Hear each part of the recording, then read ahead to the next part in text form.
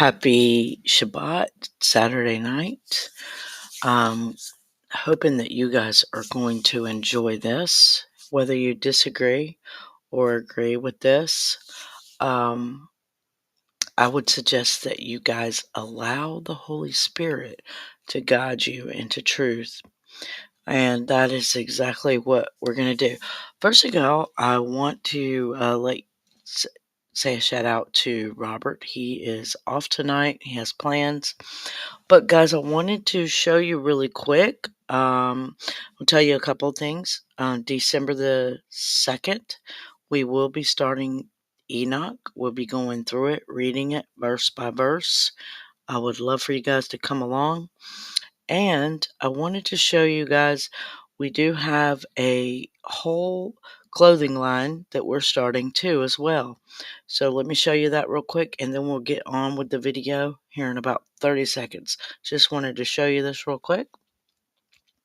So basically, let me close this down. If you go to the King is Coming 8 apparel, you'll be able to find all of the clothing. So I hope you guys will look into that. Anyway, without further ado, let's go ahead and get started.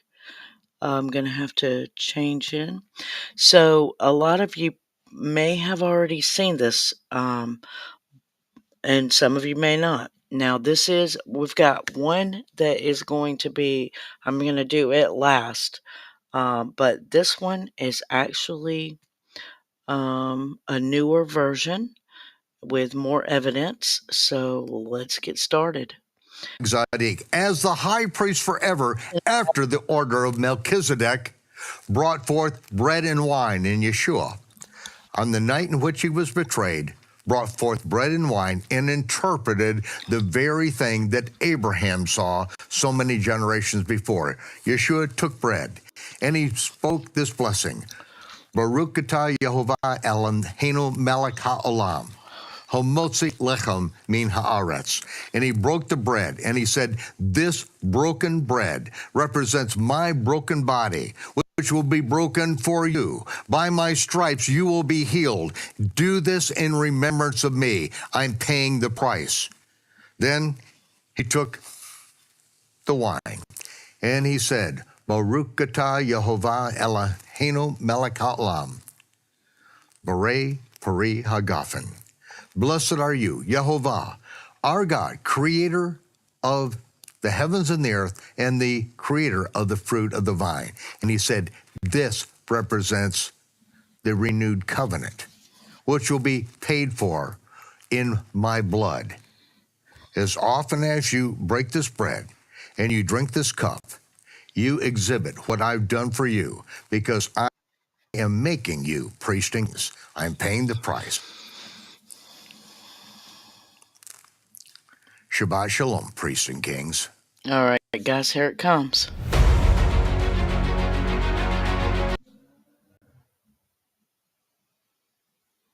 Uh-oh, we got a video. Let me try to skip it.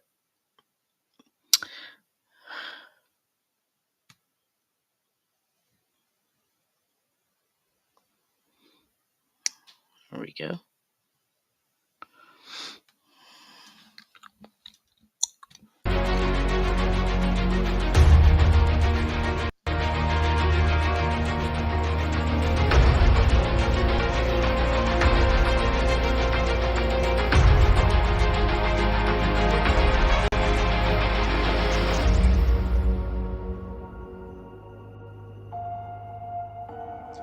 Wow, what a time to be alive. We look all around and we see all of this disaster, all of this tyranny, all the rest of it.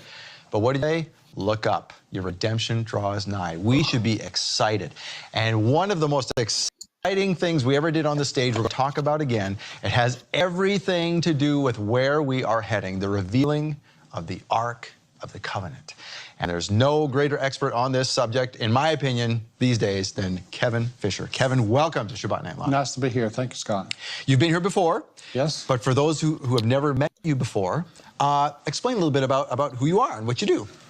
Well, I'm retired. I worked for the state of Tennessee 30 years as a tax auditor, created a lot of friends. But thank God for retirement. yeah, but in '84, I met Ron White in Nashville. Nashville's where most of the state employees work, and Ron was speaking at a church there, and I got to hear him talk about these things, and I was enamored with what I heard, and I said to myself, I would love to help him someday. And so later on, 99, 2000, I went out to Noah's Ark. Bill Fry had a tour going, the first time in years, and I started up my website, and it's just amazing, the discoveries. One thing after another is coming out to be exactly what Ron White said. Ron White was used of the Lord, and yeah, and who is Ron White? For those people who say, I've heard that name, sure. Who is this guy?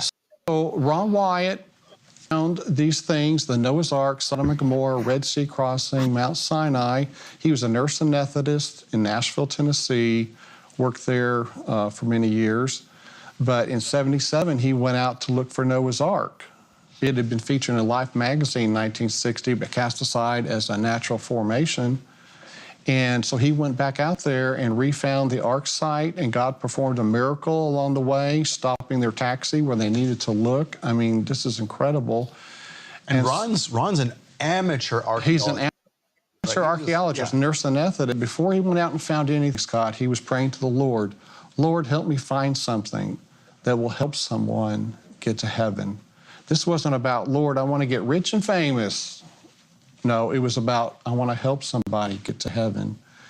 And God partnered with him there on the very first trip, finding the Ark, the sea anchor stones, the remains of Noah's house. And that was a 22-year journey that started at that point from '77 to 1999. And along the way, he found these four major discoveries, the Noah's Ark, Sodom and Gomorrah, Red Sea crossing, Mount Sinai. But our topic today is about the Ark of the Covenant. But so Ron, he's 100% genuine Christian. He wanted to do the Lord's work. He sacrificed, we estimate he spent $1 million of his own money. He would earn money. He wasn't rich, but he would earn money and spend it going overseas 140 times. Oh. That's a lot of effort, a lot of money. So he had skin in the game. Yeah, and he wasn't, I remember you telling me before, so Ron is no longer with us. He passed in 99. But he lived not an extravagant lifestyle. He lived in a duplex, and he just gathered his money just so he could go again. It wasn't until the last couple of years he moved out in the country, but bought a modest home out in the country, with a mortgage and so forth. And so, yes, he sacrificed financially for the Lord, to do this work. God partnered with him. He said he used the Bible, various research books, and prayer to help him locate these sites. And so God wants these sites to come into view, into public view. They have a message to give. Look at Noah's Ark. It tells us that God had to destroy the wicked. Sodom and Gomorrah, God destroyed the wicked. The Red Sea crossing, the wicked Egyptian army destroyed. God's people were led through in each of these, though. And with the Ark of the Covenant in Mount Sinai, the tables of stone were written that we'll be judged by. So God has a plan for these to be shown to everyone on earth during the Mark of the Beast showdown, I believe. It's going to be pushed out through the media, and the world's going to learn about these discoveries, including the Ark of the Covenant that we're going to go into. But so Ron Wyatt, here he is at the Red Sea crossing. This is one of the four discoveries that are plainly in view. The Ark of the Covenant's not plainly in view, but Red Sea crossing, another fantastic place that Ron Wyatt found. But let's take a quick look at the discoveries, just a 2-minute video here. God has preserved and is now presenting evidences of all of the major events that are mentioned in the Bible. Quitting network marketing is one of the best things I've ever done. I spent 6 years stalking gas I'll as quick as I can, guys. stations and malls, ruining friends and family relationships, all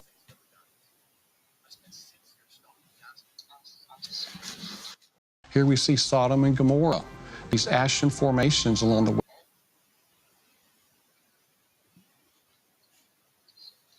western side of the Dead Sea, these sphinx shapes, for instance, Masada in the background, brimstone. They form a north-south line along the Dead Sea, the western side. Here's more brimstone. Here's bone that I found there. Here's Noah's Ark. It's across the valley from Mount Ararat. It's the exact biblical link, Scott. Visitor Center is there. Metal on the side of the ark. Sea anchor stones have been found that hung from the ark. Red Sea crossing, you see the pillar. It was on opposite shores where Solomon erected these pillars here at Nuweiba, Egypt. Here are the chariot wheels that have been photographed. Here is the beach there at Nuweiba, Egypt.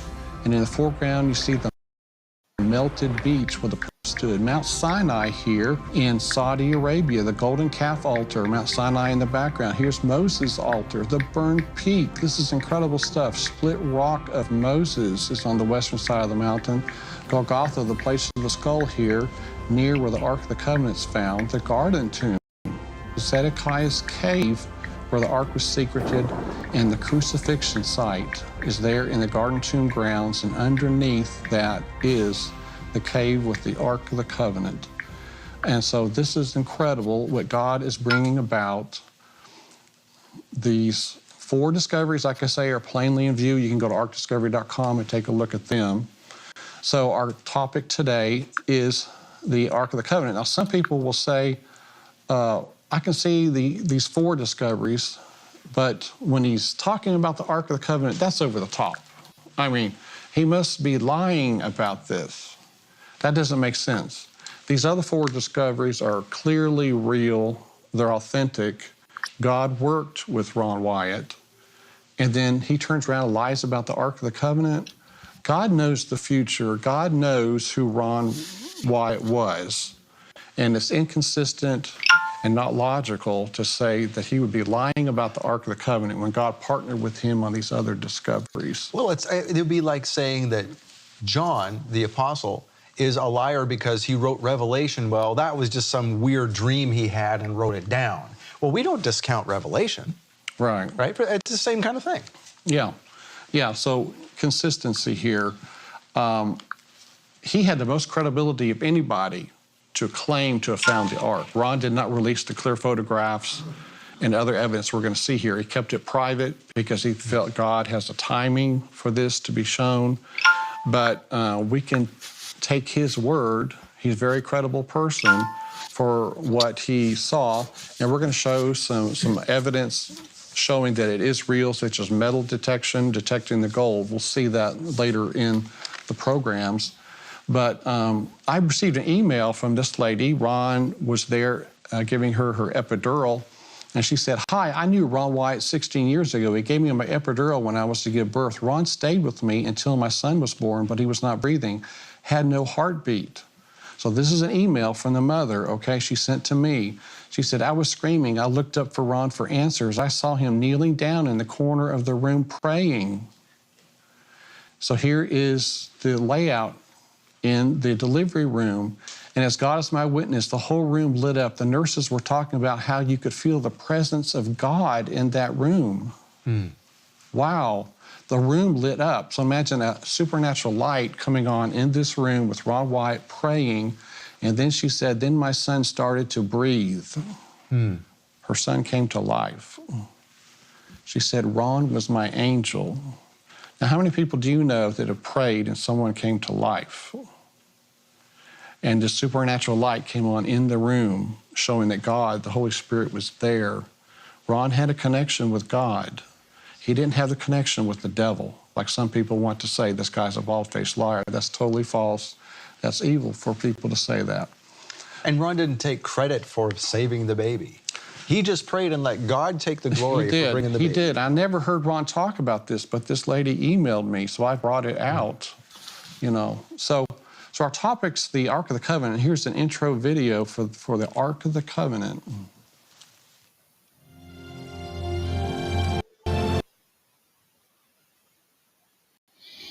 Okay, I'll skip that as quick as possible, guys. Listen, there's a good chance somebody's trying to hack your website right now. You gotta make sure you're covered.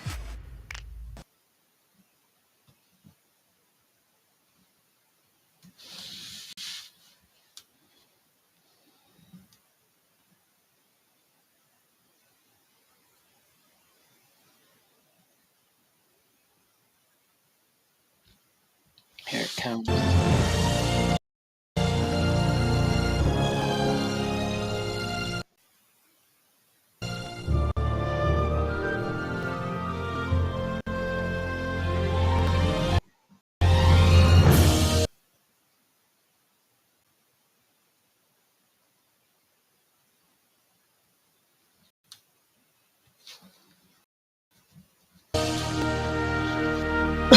Excuse me.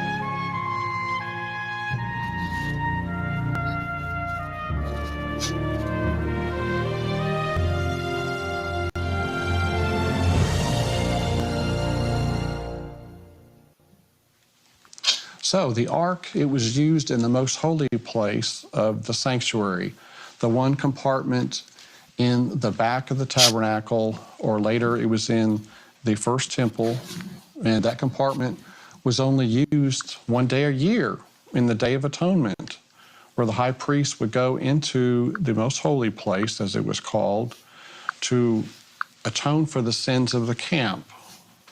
And we have a video here of a priest going into the most holy place. In a reenactment, he's wearing white linen, going into the most holy place.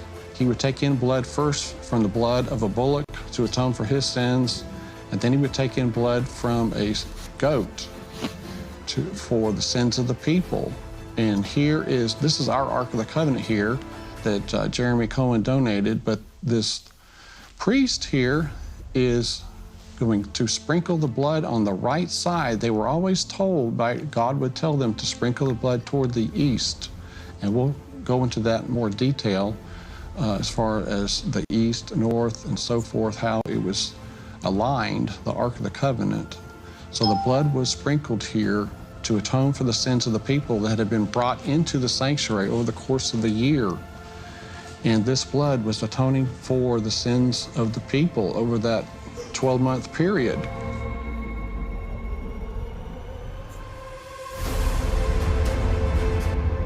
Now this replica, this is recently new to you. It is. We'll show some more pictures later, but this is, yes, it's exact replica according to Ron White's description. So yeah, the atonement, when the ark was used once a year. So 586 BC, Scott, the temple, the first temple, Solomon's temple, was attacked or sacked by the Babylonians. In 2 Kings, it mentions the bronze pillars that were in the house of the Lord and the carts, the bronze sea that were in the house of the Lord. The Chaldeans broke in pieces and carried their bronze to Babylon. They also took away the pots, the shovels, the trimmers, the spoons, and all the bronze utensils with which the priests ministered. So these are things the Babylonians took back to Babylon. Where's mentioning of the Ark of the Covenant, the table of showbread, the altar of incense?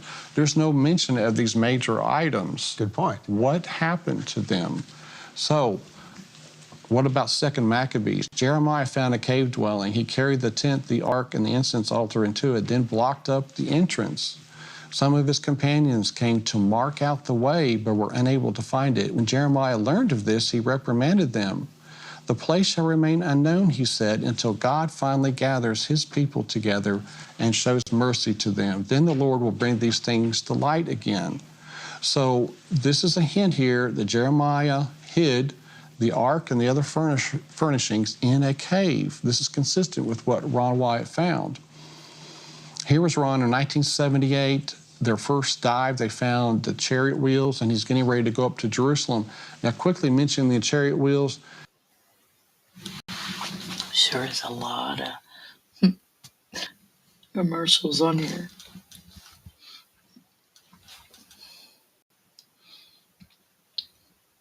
Uh-oh. This isn't Piles about of Bob. paperwork and no time for strategic HR? Let Bob Let clear Bob do it. up your to-do list. Say hi to Bob, the modern HR platform. These chariot wheels, they have metal hubs. Some people said that this is table coral. That's totally false. These hubs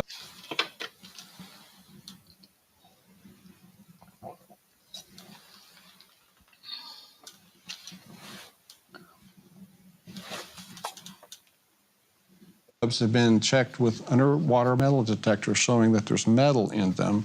And if you go to the Egypt Museum, you'll see that the Egyptians did use the metal hubs. So Ron, 78, he was leaving the Red Sea crossing, going up to Jerusalem on his way to Tel Aviv to fly out. And he had an experience that we're going to hear about here shortly.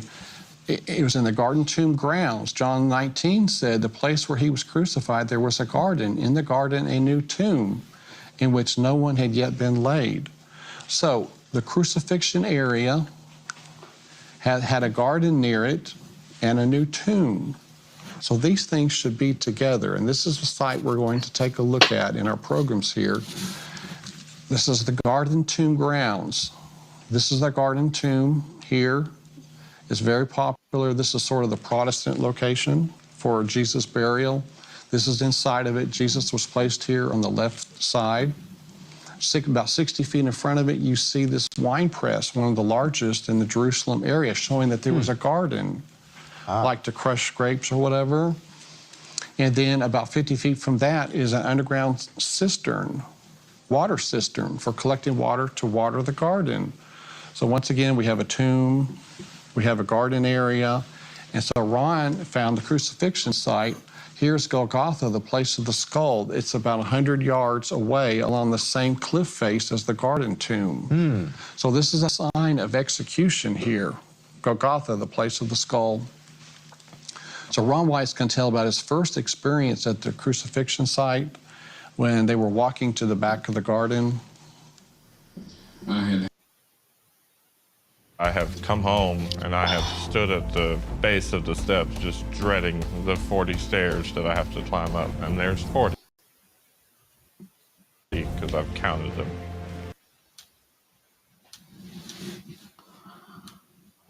I had an unusual experience. The Lord had helped me find the remains of Noah's Ark.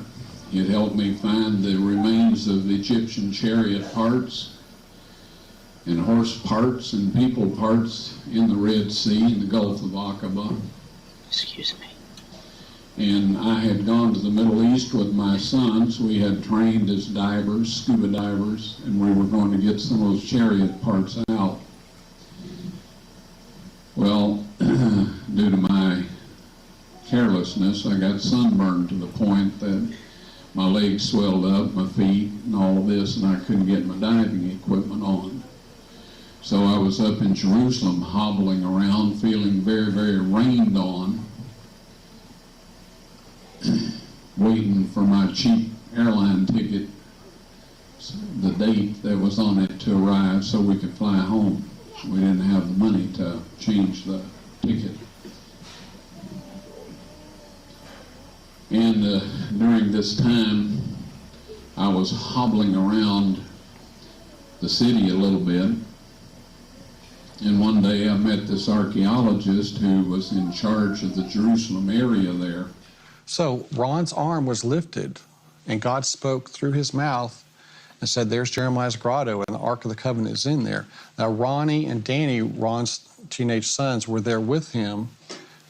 And in my recollection, we were there. And we saw Dad say, hey, that's Jeremiah's grotto and the Ark of the Covenant's in there. And we saw him do that. So they witnessed Ron's arm being lifted and him saying, there's Jeremiah's grotto and the Ark of the Covenant is in there. So this was a real event. Ron pointed out the cutouts in the rock face where the signs were placed, Jesus of Nazareth, King of the Jews. You can see them today there in the Garden Tomb grounds.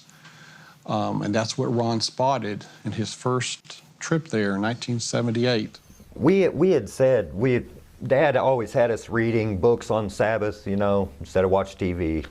So I was reading Acts of the Apostles, and it came across the quote from Maccabees about Jeremiah having his servant secreted in a cave and all that.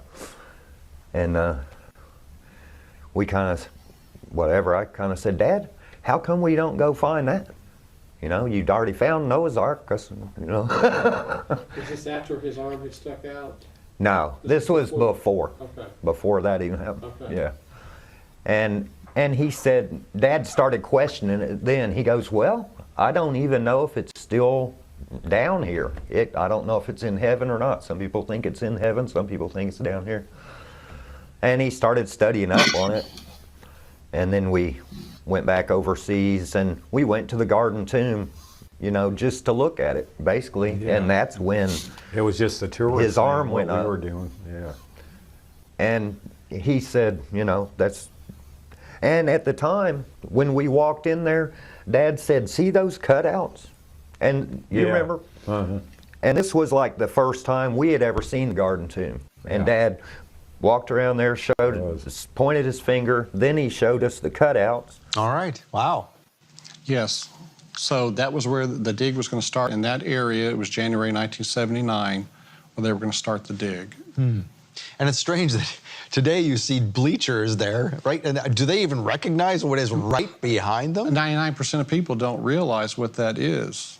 Wow. Yes. So it's very, very sad. You know, it's not being broadcast. The Garden Tomb folks don't want to broadcast this, unfortunately. Okay. So, yeah. Well, we'll talk more about this in a second. So hang with us. Okay. You hang with us, too. Thank you for being here on Shabbat Night Live. Thank you for bringing Kevin to us. Your donations make this happen. You give now. You let other people see this into the future. To me, this is one of the most important things you need to be showing people.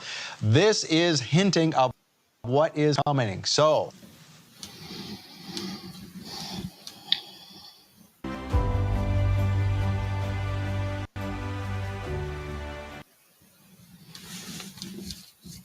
kind of an eggshell egg situation. Yes. So what is this? I wouldn't eat this. It's not a nice egg, but inside is the unburned monoclinic sulfur. This is unique sulfur that God rained down on the cities of Sodom and Gomorrah. The typical sulfur you find around volcanic areas is the rhombic sulfur. It's only 50% pure. This is 95 to 98% pure sulfur. It's special. This is a hardened shell because when this was burning, there was a liquid around this. It turns to a liquid, the outside, and it's a purple flame. And this got snuffed out by some type of ash, and so it quit burning. So that liquid turned into a hardened shell. That's what you have here. So inside is the unburned portion. On the outside was this that was on fire, and it cooled down and hardened. So that's what we have there at the Cities of the Plain. So that's pretty obvious that something unique happened here. And yes. What else could it be? Right. And as Michael has explained in his videos as well, that the walls of Sodom and Gomorrah are still there. They look like hills, but they're not hills. Yes, there are all kinds of formations there showing man-made construction that fits the biblical description. You have the ash there. These are ashen remains. That's not soil that we saw in the images. Those are ashen remains. And so this is a warning to people, you know, that God had to destroy the wicked. You know, we've got to wake up and, you know, and serve our Lord instead of being led astray. So it's an incredible scene, the Sodom and Gomorrah sites. The more you walk through there, the more you see. It's incredible. So, yeah, so our topic here is the Ark of the Covenant, and so they were going to start their dig there. This is where Ron's arm pointed here, at this trash pile. I mean, so unassuming here, this primitive site is where they started the dig. When we first started, it was full of trash and junk, cans, a dead cat or two, you know, rats. It was just a trash pile. So we had to clean it all out. Got sick. Yeah, we got the flu and just felt It was terrible. pretty miserable. Yeah. And as soon as you tend to get under the ground, it seemed like you uncovered 1,000 fly eggs or something. It seems like they just, whoosh, the flies were just everywhere. Yeah, there's bones and flies and a lot of mosquitoes. stuff in there. And we started digging. We found a little hand hold thing carved out up top of the grotto there. And so we thought, well, you know, we'll start digging to the left of this because it looks like they use this to kind of lower something down in or to pull something Yeah, out there's with. a hole in the rock. And so we started digging there and we dug straight down. And then we went to the right along the face, face of the mountain. yeah, the face of the mountain. And we'd have one guy in the bottom of the hole, one guy in the middle, and one guy up top to dump the buckets. So they started the dig at this site here along the cliff face.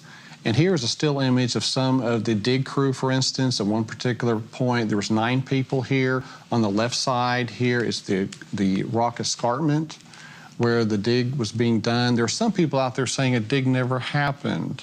I mean, it's totally absurd. This is in a very public area. This is Ron going down into the dig site. And what year was this again? It started in 79. Okay.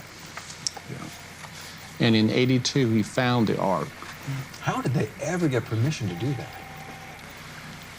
It was a divine appointment. I'll bet. You know, the Garden Tomb folks gave him authorization, and the IAA, Israel Antiquities Authority, you know, gave him a permit.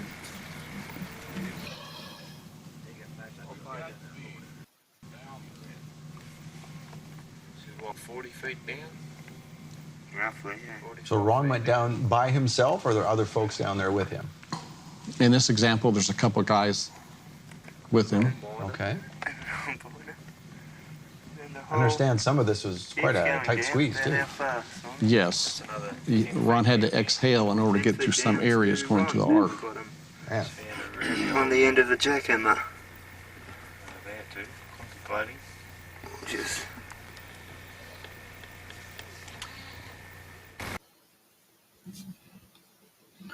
All over the earth, God is raising up a new breed of wealth builders who will use their money to shape the course of world history without building a golden calf.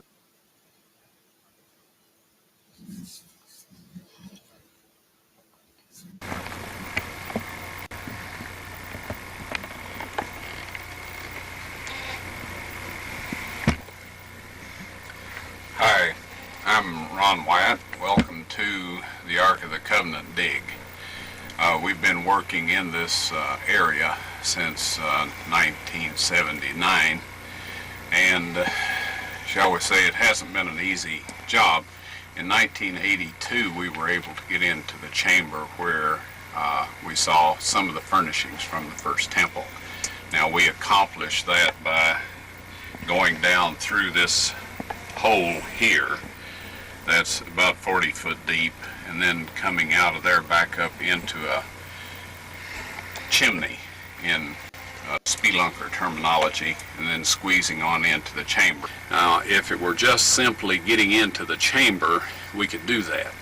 But once we get in there, we have to have the ability to get all of those things out of that chamber and safely to the surface.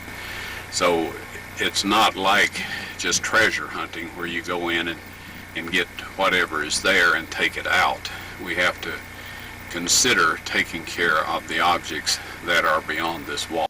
So this is evidence here at this particular document. It's by Dr. Bill Shea of the Biblical Research Institute. He wrote a letter to someone responding to their inquiry about Ron and his dig permit. And Dr. Shea was an archaeologist and an MD.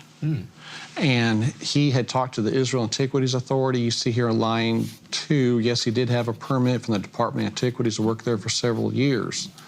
But Ron stopped his digging around 1991, so this letter is about 8 years after the fact. But Bill Shea did talk to the authorities numerous times. He had connections with them, and he, in this letter, is confirming that, yes, Ron did have his dig permit. Now, here's the Israel Antiquities Authority website. I grabbed this still screenshot off their website around 2006. They said a trial excavation was conducted within the Garden Tomb compound north of the Damascus Gate. The excavation on behalf of the Antiquities Authority, funded by 2 foundations from the United States, White Archaeological Research of Tennessee and Biblical Archaeology Foundation of Texas, was directed by Y. Zellinger. During the 1980s, Ron White excavated several underground chambers at the site. The current excavation cleaned the former chambers. So here they're admitting Ron found chambers in the 1980s. So folks that say he never did a dig, he never had a permit, that's totally false. They, on their own website, are admitting that he did a dig there and found chambers. So Ron is going to tell us about the dig for the Ark. And there's some computer graphics here while he's talking, not actual images inside the Ark chamber and so forth. So let's take a look at this very important video. When I found the cutouts, we were digging along the cliff face, and the dirt out here was beginning to threaten to fall in on us and bury us. So I went to the left, dug a shaft straight down. So as we tunneled along at the quarry floor, at the base of the wall, I found the cross hole. And I worked around and found some more cross holes 4 feet lower on the real quarry floor. I prayed, Lord, where shall I go now? I was impressed to break right through the cliff. Not this cliff, but one that looked every bit as solid, right? Well, I'm dumb, but I didn't think I was that dumb. I knew there were caves in there because honeybees were coming out of cracks and flying in. So they had their nests in there. And my older son is rather a quiet person. He said, Dad, did you pray about this? I said, sure, yes I did. He said, well, I said, I was impressed to break through that cliff right there. And he said, well, let's do it. And I said, no, that's stupid. I am not beating my brains out against a cliff. He said, well, Dad, pardon my saying so, but I've seen you do stupider things than that. I said, okay, y'all running to pass the tools back now. Now, if you look carefully, you'll see a crack right here. All right, it's not much of one, but it is a fault line through that stone. So we went 18 inches over to this side, took our hammers and chisels and started marking the stone up and down and up and down. Finally, a big chunk popped out of there. Pushed it off to the side, looked back in the bottom. There was a small dark hole about that big. Didn't look very promising at all. I had my son hand me the flashlight. We had them sitting where we could see. This was all down in a tunnel. And so I put it up to that hole, and there was a big cave chamber back behind there. Have you ever had goosebumps and all of that sort of thing just overwhelm you? Well, that's what happened to me. It didn't take us very long to make the hole big enough to get in. I thought the Ark of the Covenant would be sitting right there. It wasn't. Okay. So since we had to leave the next morning, we plugged that hole. We came to the surface, plugged the thing up so nobody could tell where we had been, and left. I had to go home, work, save up some more money, come back. But eventually, I found the Ark of the Covenant, and it was in a chamber that I would not have bothered going in, just like I wouldn't have bothered breaking through the wall. There was the little Arab guy that was letting us eat at his restaurant. He was a full-grown man, but he's about that tall. and small, petite. So as we went through this cave system, he would crawl into the chambers, and I'd give him a light, and he'd shine it around, and I'd peek through to see if it looked like anything in there. So we did this over and over, and we came to this one hole after we had, I mean, you wouldn't believe where all we had gone in that cave. We had just been all over the place, up and down, different levels, and at this point in time we had gone about 45 feet down and then back up, and here this hole was in the wall, about that big around, and there was a stalactite hanging right down the middle of it. It's the only stalactite I had seen in the cave that wasn't just little ones. This was a big one. So I broke it off, made the hole big enough for him to get in, and he was crawling in there, and I started to hand him the light so he could do what we had been doing, you know, several days. He came tearing out of there. His eyes were big as human eyes can get, and he said, "What's in there? What's in there? I'm not going back in there." And I said, "Well, what did you see?" He said, "I didn't see anything." And I thought, well, okay. Now, he had been in tighter places than that and had not responded that way. So I got this little beam of light, you know, in a very dark place here. And I thought, that is divine terror. You know, that's supernatural terror. So I figured that is either where the Ark of the Covenant is, or it's the way to get to it, one or the other, and God doesn't want this fella to know. So I made the whole bit. At truly grass-fed, our cows eat the best food there is. Because that's what they give us in return. Hole big enough for me to get in. I got in there, and folks, it was full of rocks, bigger than these here. When I found the Ark of the Covenant in that chamber, all of the furnishings had been covered by a layer of animal skins. On top of that, a layer of wooden boards, and on top of that, enough stones to fill the rest of the chamber up to near the roof, up to within 18 inches or so of the ceiling. If this young man hadn't been terrorized and come scooting out of there like he did, I would not have gone in that place. But who needs rocks? We've been moving thousands of them for 3 years. So anyway, I crawled in there with the flashlight, and I crawled around on top of the rocks, and I shined the light down between the cracks in the rock, and there a flat gold thing reflected back at me. So I moved over and shined down through another. There was 2 reflections, one here, one there, and one over here. So I knew it was a flat gold top, and I thought, the Ark of the Covenant. I forgot about the cherubims, you know, sitting on top. They'd have been poking up through it. That was the top of the mercy seat. But anyway, I started moving these rocks, and I stuck them everywhere I could. By the time I got down to that gold surface, I had them behind my shoulders, leaning back against them, and it was the table of showbread. Well, hey, that's not a bad thing, huh? But anyway, I was looking for the Ark of the Covenant. And it was only then that I took time to carefully examine the rest of the chamber. See, I had just crawled in, took a quick look, and started checking down under the rocks.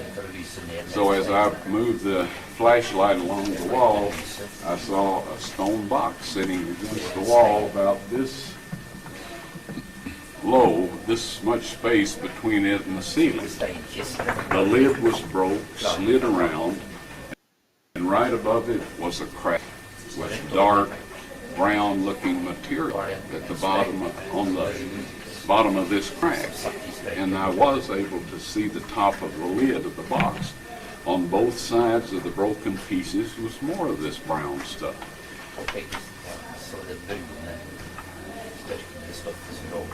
All of a sudden I realized I was sitting in front of the Ark of the Covenant, and that Christ's blood had come down. What I saw was dry blood on the lid that had been busted and slid around, and there's dry blood on both sides of that break. So I knew the blood had gone in. But I knew in my heart the Ark of the Covenant was in there, but I didn't know by sight that once I regained consciousness after I became aware that the blood of Christ had gone on the mercy seat, I hadn't a clue. And when I started digging, I was looking for the Ark of the Covenant. I had no idea that was the crucifixion site. I found that out as I dug down that escarpment. And so anyway, when I realized this, I passed out. When I regained consciousness, here I was in this hole way down in the earth, had to go 90 feet approximately to get out there back to the surface. We found this January 6, 1982 at 2 o'clock in the afternoon. The ancient Egyptians understood that they could use sound to reduce their weight and the gravitational effect. Through archaeoacoustic research, we are now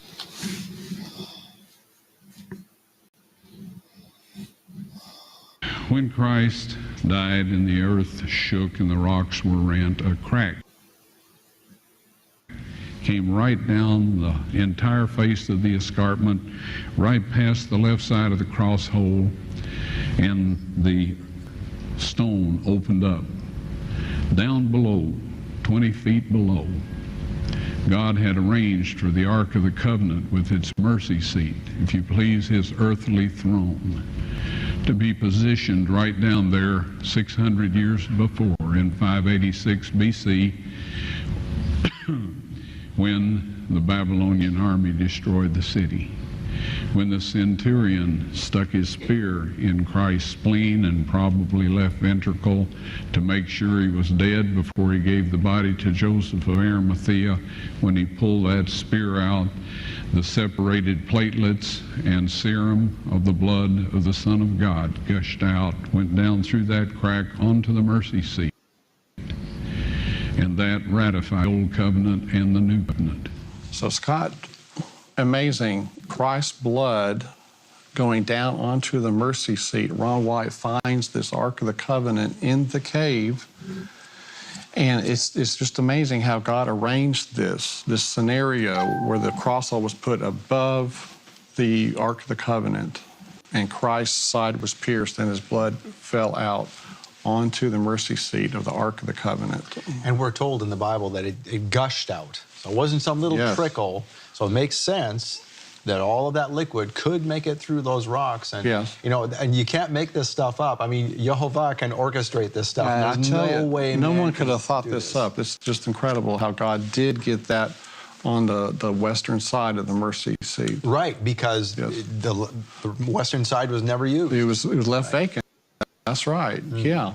So anyway, God had to create this plan because the Jews did not accept Jesus. If they'd accepted him on Passover Day, he would have said, slit my throat, take my blood in. That would have been the cleanest way to, create a sacrifice of himself. And instead, he had to be tortured to death. It's very sad. Well, we're going to continue more about this. You have a lot more to present to us. Thank you for bringing all this information. And again, your website is arkdiscovery.com. That's right, yeah. Okay, so we encourage people to go there and learn all about this and get all the details, because there are some people that are going to say, oh, that's not true. Oh. But we're going to show evidence after evidence. That's right. It's totally true. And we'll talk about some of these wonderful artifacts we have here on the stage as well. So you come back next week if you can. Yes, I'll try. Okay. Okay. Appreciate that. All right. And you come back next week, at least try next week like Kevin is, okay? So thanks very much for watching Shabbat Night Live. Until we see you next week, Shavua Tov.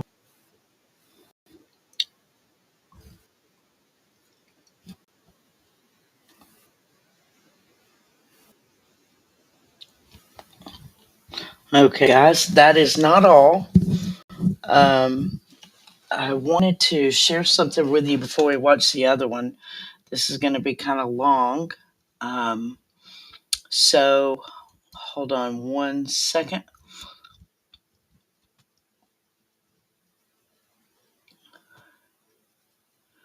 Share. So there's a lot of people that that don't believe this, right? So and they've sent me Deuteronomy 24, Deuteronomy 12, Romans, all of these things that I've looked into that say that they might not be real, they're talking about sacrificing of children. And the people that are disagreeing with this are saying that, that God doesn't use human sacrifice. Well, yeah, he doesn't accept you to be sacrificing your children to gods and stuff like that. Anyway, Acts 20:28 says, "Take heed, therefore, unto yourself and to all the flock over which the Holy Spirit," I don't really care for the word ghost, but we are reading from KJV right this second. I wasn't thinking when I looked it up. "The Holy Spirit hath made you overseers to feed the church of God, which he has purchased with his own blood." Now, if you want to disagree with Jesus purchasing us with his blood, that's fine by me. But I am going to disagree with you. Now, I hope I have the right one pulled up here. So,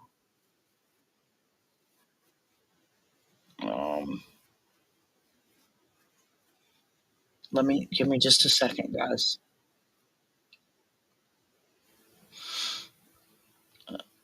Because there was a second one to this, and I wanted to fast forward it to the. Give me just a second, guys.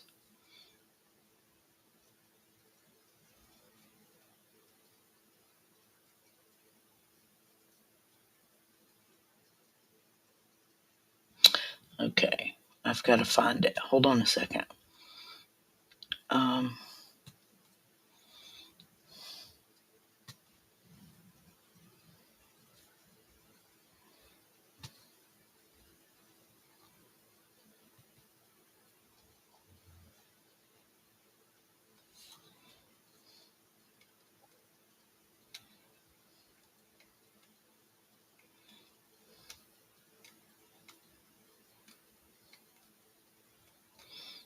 Give me a second.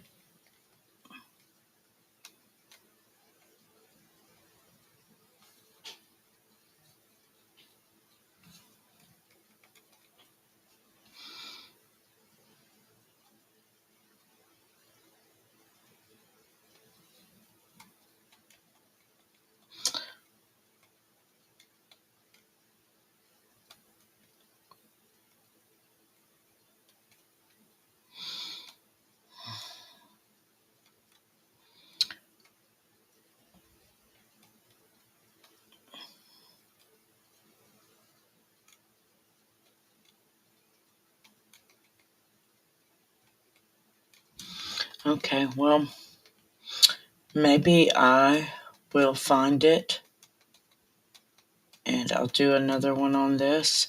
But you can go to Michael Rood TV and look it up yourself. I am not finding it. I'm going to look. Give me just 1 second. Don't want to give up just yet.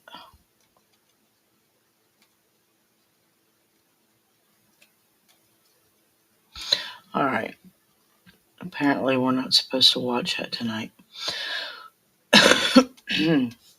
Okay. So, anyway, well, that's that, guys. Turn the chat on. See if you guys have any questions. Sorry. All right. Is anybody still out there have any questions? Want me to look anything up?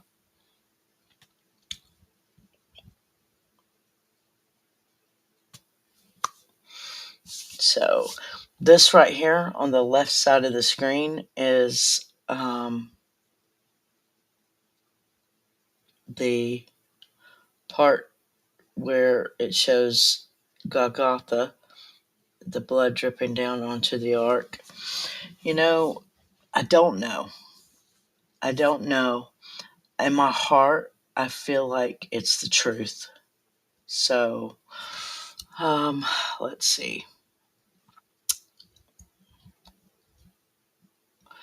Let me see. I'm going to try one more time. Try one more thing real quick.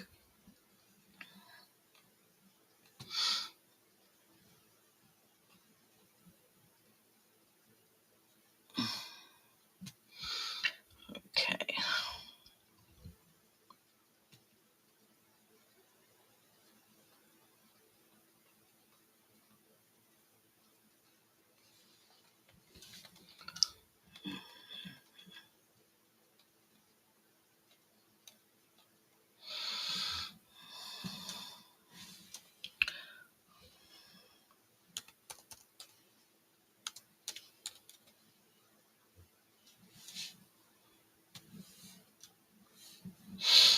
Let me try one more thing.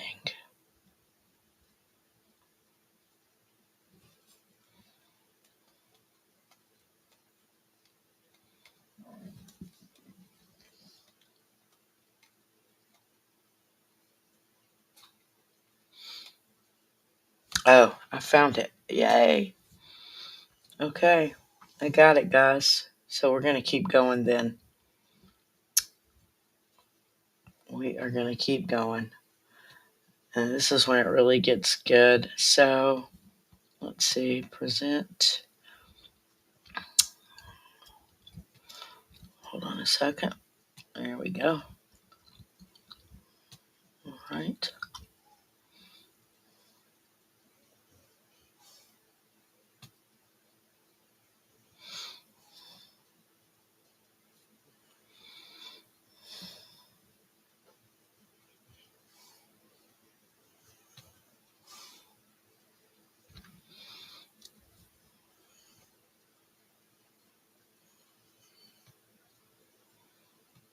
Ceiling of a cave.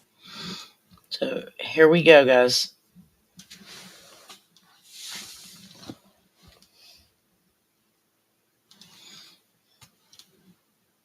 Under Golgotha could really be Yeshua's blood. Kevin Fisher presents a compelling video from Ron Wyatt himself that details the amazing story of what happened when the blood was analyzed in an Israeli lab. Because it's the end of the 6th day, the sun is set, and this is Shabbat Night Live.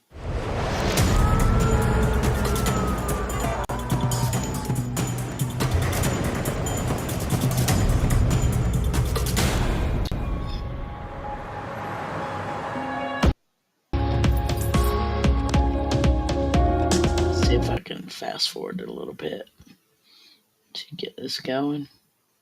It may make us watch a video for doing that. Mm-hmm.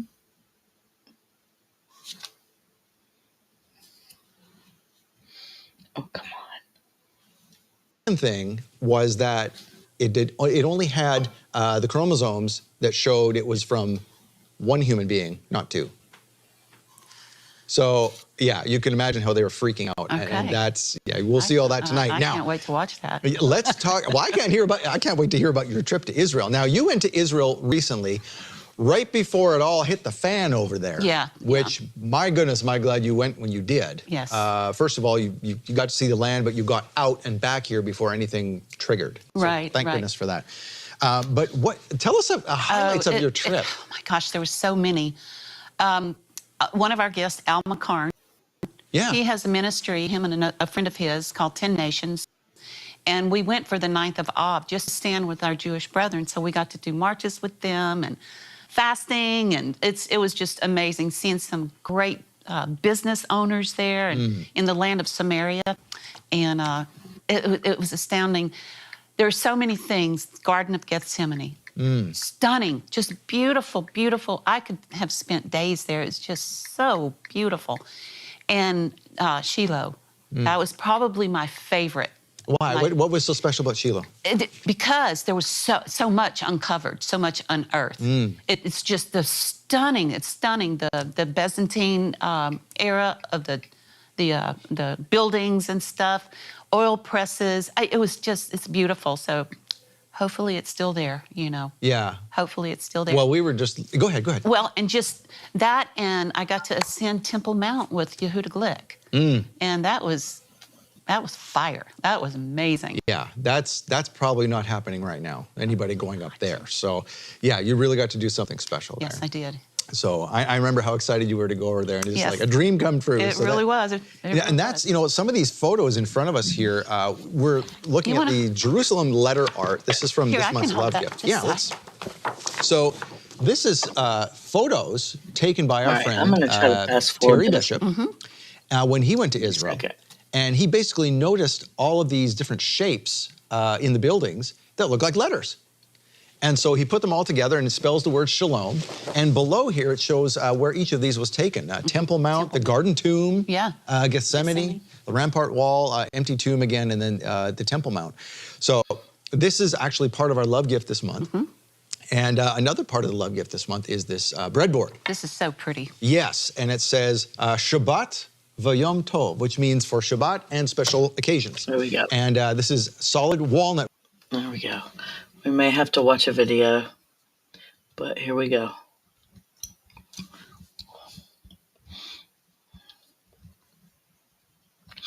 Fast forward it through all that.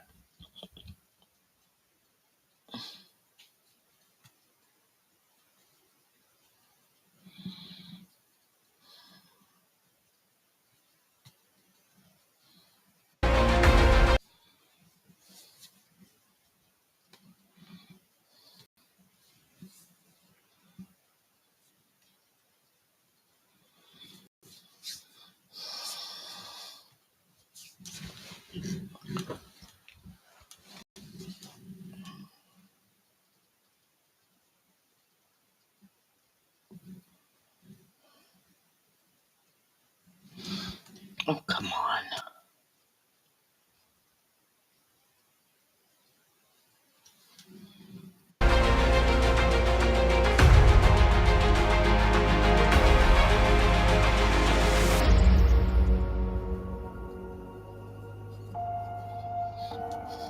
So have you ever seen an angel? We're going to talk about one encounter today by one Ron Wyatt, courtesy of Kevin Fisher. Kevin, thank you for joining us again on Shabbat Night Live. Nice to be here. You know, Ron Wyatt had all kinds of fantastic tales that some people might say, come on. But you know what? There's these second witnesses that come forward, and his story is validated. We're going to talk more about that today. But first, I've known several people who have seen angels, and you kind of look at them funny and go, yeah, right. But the stories seem to line up, and Ron's story about encountering an angel is no different. Yes, this was inside the Ark of the Covenant cave that we saw last week, that Ron did find this cave in January 1982.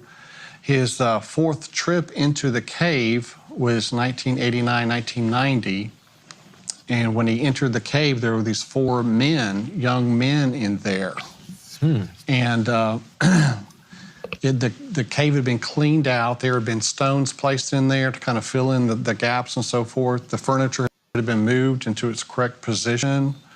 Table of showbread, altar of incense, Ark of the Covenant. So set up like it would have been in the tabernacle in the wilderness? Yes. Okay. And these angels in there are going to speak to Ron. Ron's going to tell us what happened, and they're going to tell him to take a sample of the blood. Last week we found out that the blood of Yeshua landed on the western side of the Ark of the Covenant. So let's take a look at this video that Ron's telling about meeting these four angel men in the cave. The fourth trip I made into this chamber, it was spotless. The furnishings were set in perfect order. The Ark of the Covenant, however, had been placed against the wall, the end of the cave.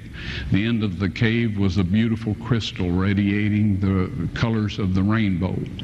Now, I know New Age and all that goes in for rainbows, so do homosexuals and all of that. But God used it first, all right? It's around His throne. and it's around his earthly throne. Now, there's no veil in this setup. So it is the earthly, it's God's temple on earth, or his residence where he once dwelt. And anyway, when I found it like this, there were 4 young men standing in there. And I started to say, you know, what are you doing here? And I froze. I couldn't move, couldn't breathe, couldn't do anything. One of the people said, we are the 4 angels that have been taking care of the ark since Moses put the tables of stone in it, right? And they instructed me to set up my video camera with the tripod, aim it at the Ark of the Covenant, and they went over, lifted the mercy seat up. I don't know how heavy it is. I've never tried to lift it, but it's solid gold. And the angel said, take the tables of stone out of there. God wants everyone to see those. I took them out, all right? They put the mercy seat back down over the Ark of the Covenant. I backed away a little bit. The angel came, got the tables of stone, put them on a rock ledge inside the chamber, and I was then instructed to take a sample of the blood from the mercy seat, have that analyzed, and I did everything the angel told me to do. Real quickly, okay, dried blood is dead blood. Everybody knows that, all right? They can test the blood of the pharaohs, the mummies of the pharaohs, all right? There's certain things they can do. They cannot get a chromosome count by any method I'm familiar with, all right? Things keep changing. I don't profess to know everything. However, there's no way I know that you can get a chromosome count out of dead blood. You can get a DNA and some other things, but not a chromosome count, all right? That's done by living white blood cells.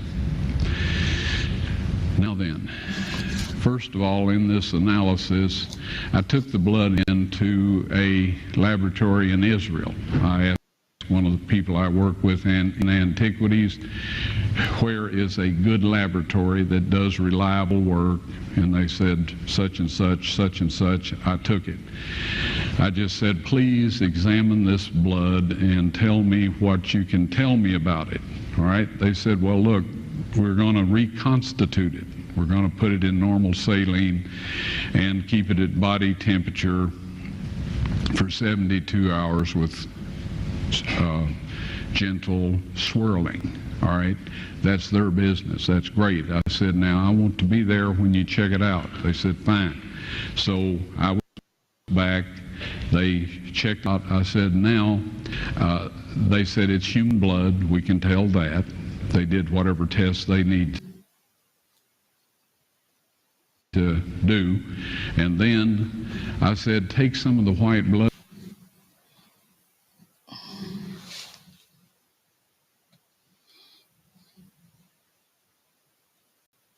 cells and put them in a growth medium and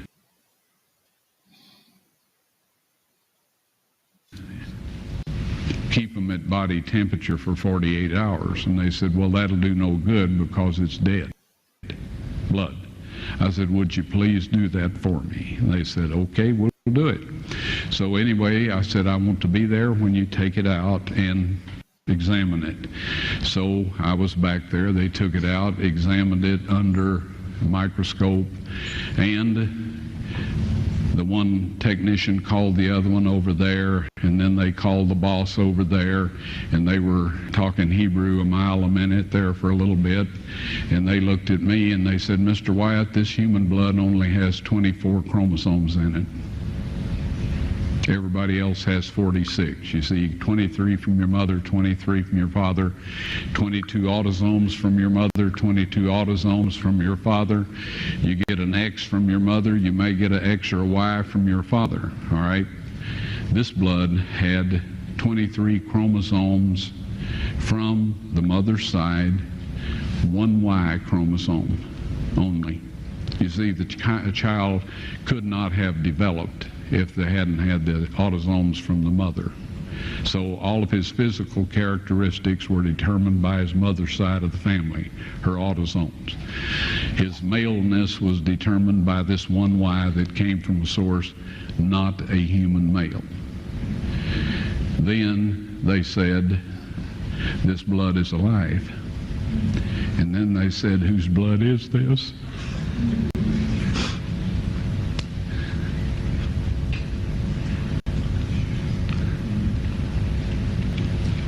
I said, it's the blood of your Messiah.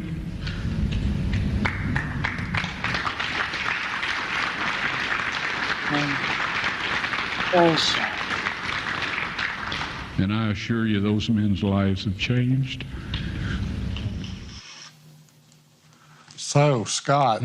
I've seen that video before, and it gets me every time. This is so powerful. So the blood is unique, has one earthly parent, and this is what the world's going to see. This is evidence that Yeshua really was the Messiah. The world's going to see this during the Mark of the Beast Showdown. I believe God's going to push this information out there. It's going to prove that he was born of a supernatural arrangement and no earthly father. And so the angel in the cave told Ron to take a sample and told Ron how they should test the blood, and they did that. And at the end there, Ron said that their lives had changed. He went back a year later, and some of them had become Christians. Really? You know, these are Jews there in Israel.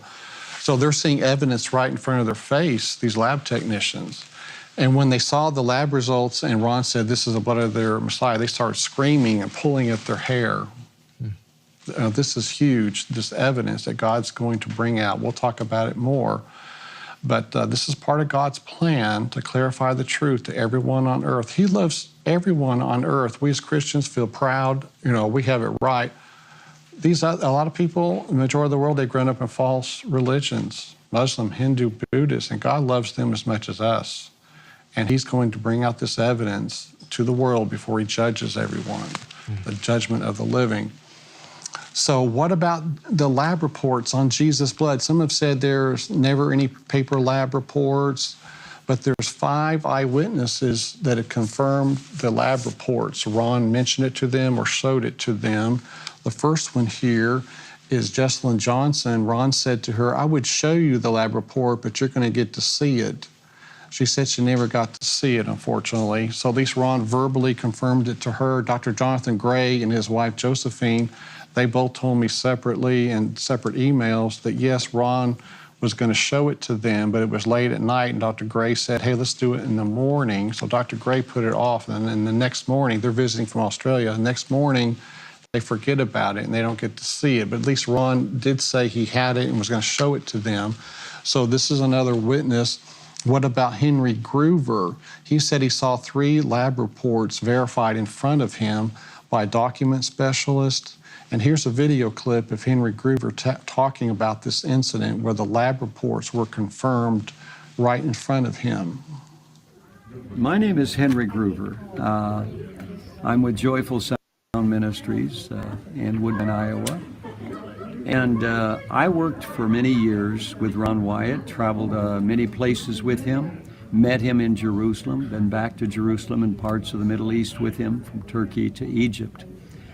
And Ron Wyatt shared with me the certificates of the documentation of the lab reports from Jerusalem, Germany, and America. 3 laboratories where the blood was tested that he scraped off of the sarcophagus and the area where the blood came down through the crack from the center cross hole onto the sarcophagus that held the Ark of the Covenant.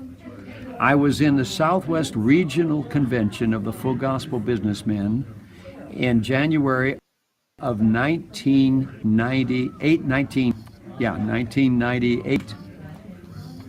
No, 89, I'll get that right, 89. That was in the year that I met him in April.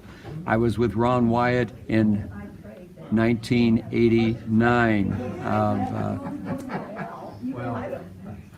Anyhow, Demas Shakarian was there. The lawyer for the Full Gospel Businessmen was there at the table. and a document specialist from out of Los Angeles. We were there. Ron brought his certificates from his lab reports, from all of the different lab reports that he had. But I want to focus on just these 3 certificates. This seemed to be the real interest of the document specialist.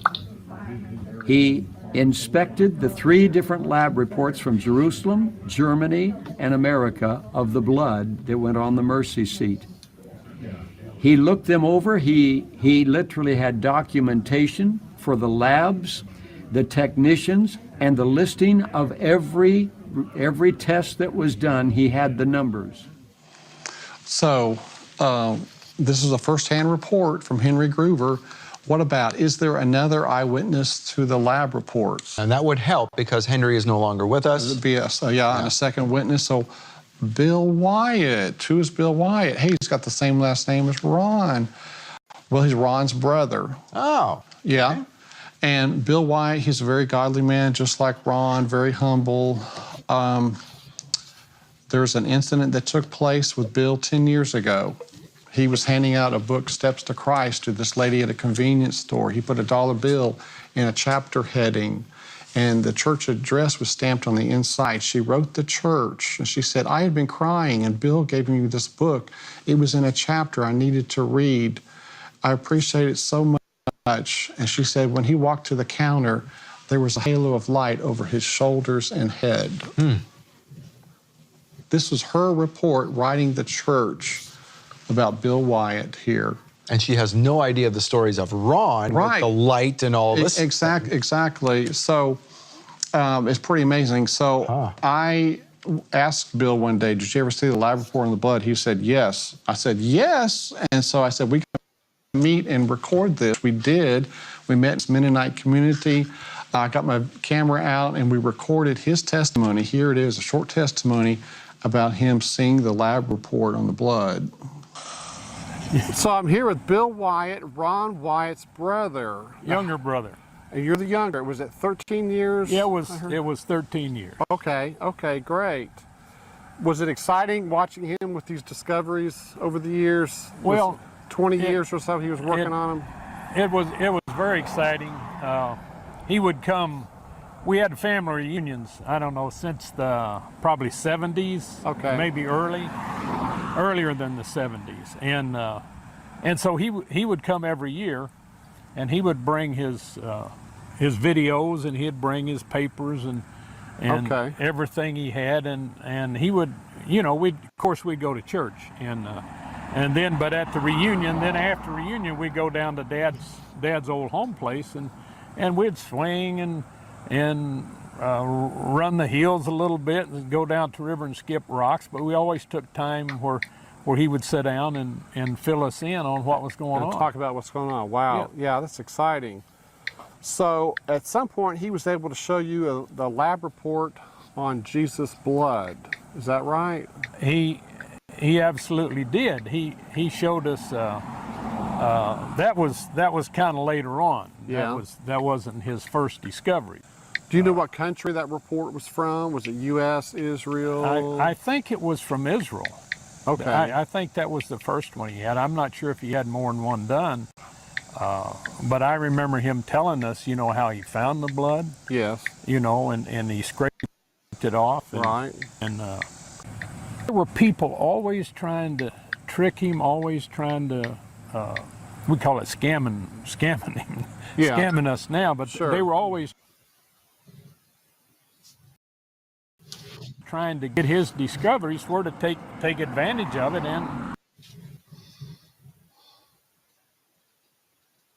and make money on it. But he always did it for the glory.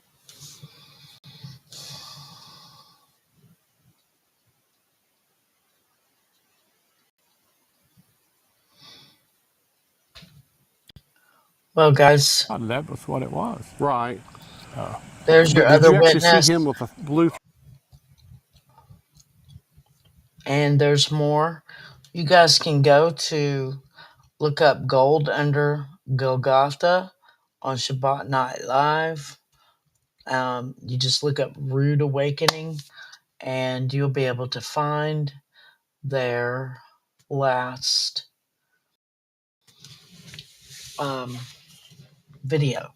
So I hope you guys enjoyed that. I hope that it was worth watching for you. And I believe him. I don't know. There's something in my spirit. Like I always say, just let the Holy Spirit be your guiding truth. And praise Yeshua, praise Jesus. And I just thank him for his blood, shedding his blood for us, guys. That is a big deal. It is a big deal what he did for us. He sacrificed for us, and there'll come a time that we should always be sacrificing for him, giving up things of this world, coming out of Babylon, coming out of idolatry, following the commandments, whether you believe it's true or not. I do believe that following the commandments is something that he wants us to do. He came to testify for his Father. So anyway, guys, I love you. I know God loves you, and we will see you next time. Don't forget, December the 2nd, we will be starting the Book of Enoch. All right? God bless.